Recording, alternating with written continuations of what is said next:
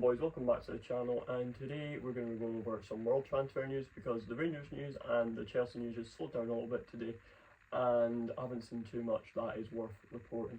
But I have seen a little bit of Rangers news, which I will be sorting out and figuring it out and seeing what's best to report. But yes, into the video. Today we're going to be focusing on mainly one topic, and it's going to be the raid of Brazil.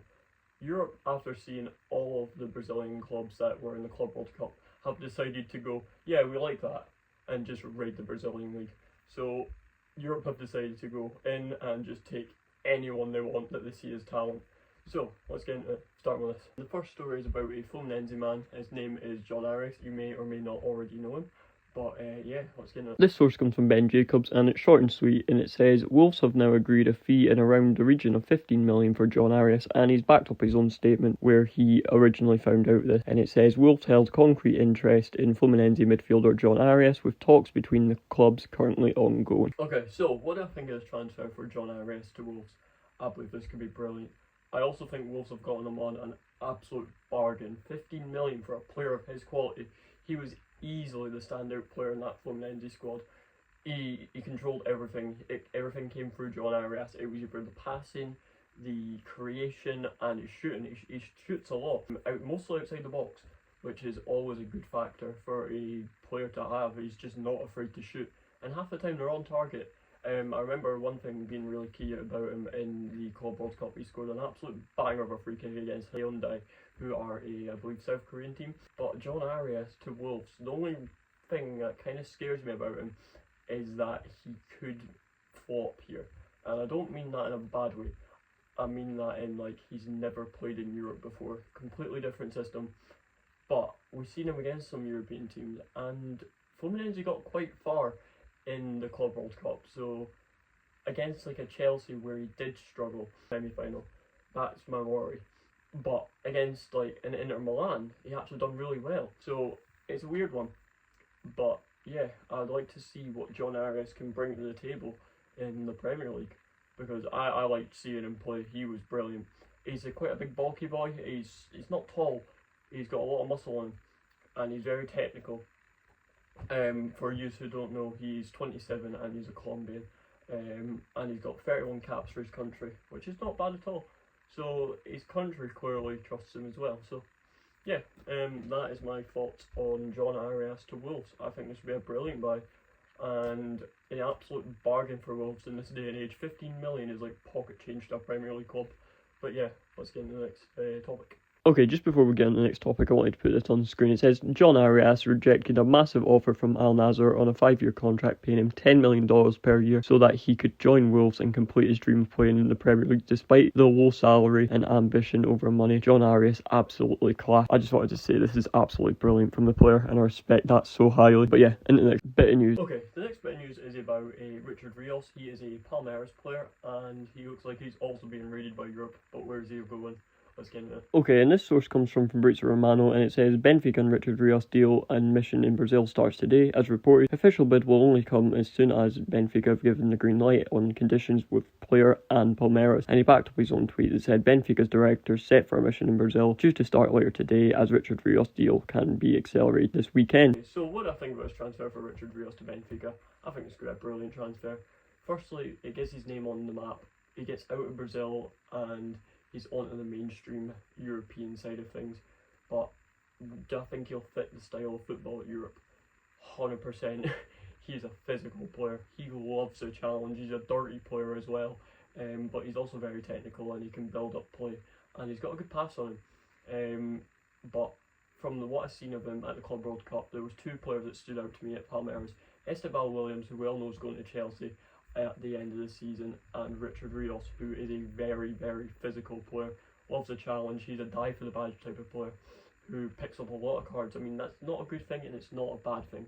It's because he's got a lot of passion in him, but he's also Colombian, which, I mean, it's basically in his blood. He's got 23 caps for Colombia and he's only 25, so it's not bad. It's not a bad ratio. But yeah, I think this move to Benfica would be really good for him. He would be in a really good style of football, and Benfica, obviously huge club, they get European football every season pretty much, so he'll get his name into the Champions League as well, and he'll face some bigger opponents. But yeah, this move for Richard Rios could be brilliant. But yeah, let's get into the next news. Okay, this literally just came out right now. It says Richard Rios to Benfica. Here we go. Deal agreed right now with Palmeiras after green light on player side. Benfica director Real Pedro Barras closed the agreement with the mission in Brazil. Price tag met in 3 installments, and Rios will be in Lisbon next week for medical. Price tag is still undisclosed. The next bit of news is about Estupinan from Brighton. He looks like he could be on the move. So where's he going? Let's have a look. This source comes from Ben Jacobs, and it says exclusive Man United and Milan have both held genuine interest in Brighton's Previs Estupinan. Man United have now held talks on the player's side. No formal approach yet, but Brighton are open to selling him, having added Maxime de Percapri. Came out from Matteo Morto, and it says Milan have total agreement with Estupinan regarding the contract. After the rejection of the first €13 million bid, Milan are ready to submit an improved bid, knowing that asking price from Brighton is $20 million. Milan hope the deal is closed in the coming days. Okay, so what do I think about this move for Estupinan to AC Milan? First of all, I'll cover on Man United link. I don't think this would have been the right option for him, because the only reason he would have went to Man United is that he would get straight into the first squad. He's better than Malacia in my opinion, and he's better than Luke Shaw, so he fits straight in, and he would technically be weighed up with Mazraoui, but I don't believe Mazraoui will be at Man United next season, because I think it was just a loan, but I'm not 100% sure on that. But yeah, this move for Estupinan would be brilliant to AC Milan, because AC Milan are absolutely crying out for it left back at the moment, because Theo Hernandez, because they didn't get Champions League football and not even any European football this year, he's just left. He went to Saudi Arabia and he's away to Al Hilal, and fair play to him, he's away to get the bag.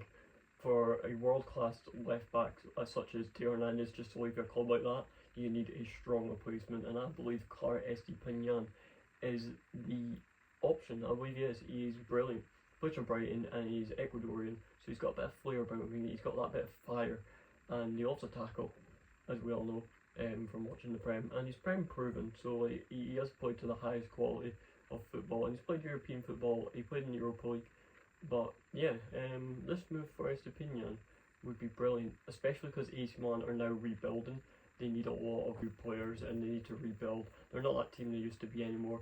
Create a new identity, because Theo Hernandez leaving, that's a big transfer, and you need to replace him with some quality, and Estupinan is that quality player. So that's what I think of this transfer. And for 13 million, that was a bit cheeky from AC Milan. He's nowhere near that. He needs to be so much higher. Even 20, I think that's an insult to Brighton, but if Brighton take that money, and it's more fools on them, to be honest, considering they scammed Chelsea for Caicedo for 115 million, which actually has been paid back in dividends by Caicedo, and we absolutely love him for that. But yeah, we will move on. That's all I've got to say about Estupinan. I believe this would be a brilliant move. Okay, and that is all I've got to report today regarding the raid of Brazil and the Estupinan situation. I just want to go over the raid of Brazil a little bit more. It's probably happened because of the Club World Cup, and the Brazilians have shown a lot of identity in the World Cup. Botafogo, Palmeiras and Fluminense, and there was one more, Flamengo. They've all shown a lot of character, and obviously their players are very good, and they've done a lot of unexpected things. They knocked out some really big European sides. Inter Milan got knocked out, Fluminense drew with Dortmund. There were some really big European sides that got their world shook by the Brazilians. So I believe this is why the big European clubs that went, we really like your players, we're just going to take them off you. And then the Estupinan situation, either goes to AC Milan or go to Man U, it's quite simple. But yeah, I want to thank everyone once again for watching, and yeah, that is it. Also, another little pointer, the growth that I've seen over the last day or two has been insane, so I just want to also thank everyone for that. Like, the last video absolutely blew up in terms of what I'd consider blew up. But yeah, I'd like to thank everyone for that, and hopefully everyone can stick around and hopefully enjoys the video. I'm trying to put out more and more topics every day, so we get more and more people for different things, for more niche things. We've got our Chelsea news, we've got our Rangers news, and we've got our world news, so everyone can enjoy their part. So that's what I'm sticking to, and we'll have more things such as the Gaman video I done where we went over players that could have been replacements for him. So there'll definitely be more things like that if anything comes out.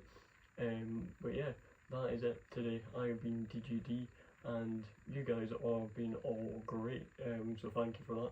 But yeah, that's it, root to it, and I'm out.